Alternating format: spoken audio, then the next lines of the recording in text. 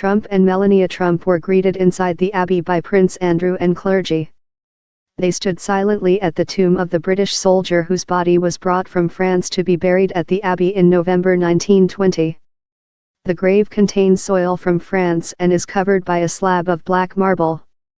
The President and First Lady prayed and bent down to touch a colorful wreath, which had red and white roses and bright blue and pink flowers. During Trump's trip to Europe, he will be commemorating the 75th anniversary of D-Day. Queen Elizabeth II is giving President Donald Trump and First Lady Melania Trump a look at items in the royal collection, one of the largest collections of art and other objects in the world. Some of the exhibits Trump is seeing in a pink gallery are items with a special historical significance to the United States. One is labeled A Tale of Two Georges, George III and George Washington. It includes a copy of the Declaration of Independence and a letter about the Constitution from Washington to John Jay, a founding father of the United States and the nation's first Chief Justice. President Donald Trump began complaining about his limited access to U.S. news immediately after he arrived in London for a pomp-filled state visit to Britain. Trump tweeted Monday that CNN is his chief source of such reports, but that after watching it for a short while, I turned it off. All negative and so much fake news, very bad for US. Trump asked why doesn't AT&T do something and suggested a boycott would force AT&T to make big changes at CNN. CNN is owned by Turner Broadcasting System, a division of AT&T's Warner Media. There was no immediate comment from CNN or Warner Media. Trump has long criticized CNN over its coverage of him and his administration. Fox News Channel is his preferred network. Soon-to-depart Prime Minister Theresa May is not scheduled to have a formal one-on-one private meeting with President Donald Trump during the American leader's state visit to Britain. May's office says the two leaders will meet Tuesday at 10 Downing Street accompanied by senior officials, and will also tour the Churchill War Rooms, Prime Minister Winston Churchill's underground World War II headquarters. Downing Street says there is nothing unusual about the arrangements. The pomp-filled visit comes in the week May will step down as leader of the Conservative Party after failing to take Britain out of the European Union as planned.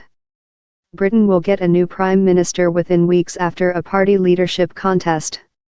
Trump has slammed May's handling of Brexit negotiations with the EU and said Conservative leadership contender Boris Johnson would make an excellent British leader.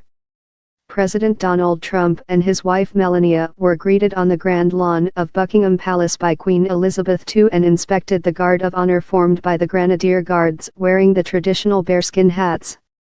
Royal gun salutes were fired Monday from nearby Green Park and from the Tower of London as part of the pageantry accompanying an official state visit, one of the highest honours Britain can bestow on a foreign leaders. The ceremony took place under clear blue skies on the spacious garden next to the 775-room palace that is the official residence of the Queen. Prince Charles, the heir to the throne, and his wife Camilla welcomed the Trumps as they walked down the steps of their helicopter. President Donald Trump is poised to have lunch with Queen Elizabeth II. Trump and First Lady Melania Trump will begin their two-day state visit with a reception and lunch at Buckingham Palace on Monday. Trump is expected to be greeted with significant protests throughout his time in London. The lunch with the monarch should largely be free of the thorny political issues that await Trump later in his visit to London, including meeting with Prime Minister Theresa May just days before she steps aside as the head of her political party. The Trump baby blimp could be headed for a museum.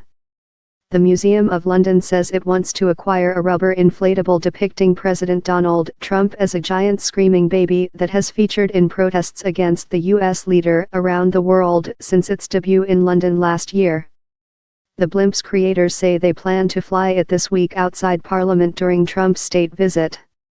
The museum says it hopes to add the Trump blimp to its collection, along with an inflatable depicting London Mayor Sadiq Khan that has been flown by Trump supporters. The museum says it hopes to reach out to both creators shortly.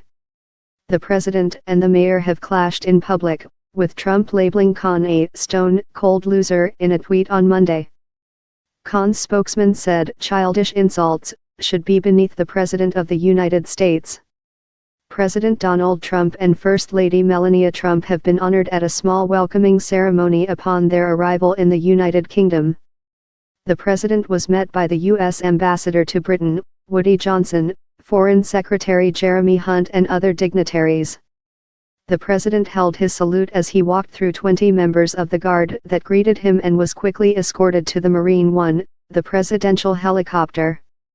Trump kicked off the trip with a tweet blasting London Mayor Sadiq Khan, who says the American president should not get red carpet treatment in Britain. Trump is expected to be greeted with significant protests throughout his time in London. President Donald Trump has started his trip to Britain with an attack on London Mayor Sadiq Khan, who says the U.S. leader should not be honored with a state visit. Moments before Air Force One landed at Stansted Airport near London, Trump tweeted that Khan was a stone-cold loser who, by all accounts, has done a terrible job as mayor of London. Trump said Khan should focus on crime in London, not me. Khan has been a frequent critic of Trump and gave permission for an inflatable blimp depicting the president as a screaming baby to be flown near Parliament during the president's trip to the UK last year. Protesters plan to fly the blimp again during Trump's 3-day state visit. Khan supporters call Trump racist for his attacks on London's first Muslim mayor. President Donald Trump has arrived in the UK on the first leg of a trip that will include commemorating the 75th anniversary of D-Day during a ceremony at the Normandy American Cemetery in France. The agenda for Trump's week-long journey is largely ceremonial, a state visit and an audience with Queen Elizabeth II in London, D-Day commemoration ceremonies on both sides of the English Channel, and his first presidential visit to Ireland. But Trump's visit also comes at a fraught time in British politics, with Prime Minister Theresa May stepping down as leader of the Conservative Party on June 7 over the country's Brexit turmoil. Lawmakers in Parliament have repeatedly rejected May's Brexit divorce deal with the European Union. Trump will meet with May, but Monday's focus will be on elaborate ceremonies honoring the president. It begins with Queen Elizabeth II holding a grand welcoming ceremony at Buckingham Palace, moves on to a formal tea with Prince Charles and ends with a sumptuous state banquet Monday night. President Donald Trump is headed back to Europe, where on previous visits he has strained historic friendships and insulted his hosts. This time, he faces an ally in turmoil and a global call to renew democratic pacts. The agenda for Trump's week-long journey is both ceremonial and official, a state visit and an audience with Queen Elizabeth II in London, D-Day commemoration ceremonies on both sides of the English Channel, and his first presidential visit to Ireland, which will include a stay at his coastal golf club. But the president will arrive at a precarious moment, as he faces a fresh round of impeachment fervor back home and uncertainty on the other side of the Atlantic Ocean.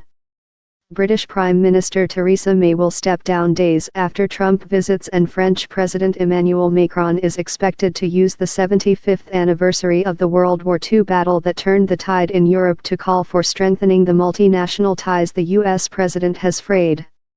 Trump is to arrive in London on Monday for a 2-day whirlwind of pomp, circumstance, and protests, including meetings with the royal family and an extravagant state dinner at Buckingham Palace. He is likely to be shadowed by demonstrators, who during his last visit flooded the streets and flew an inflatable balloon depicting the president as a baby.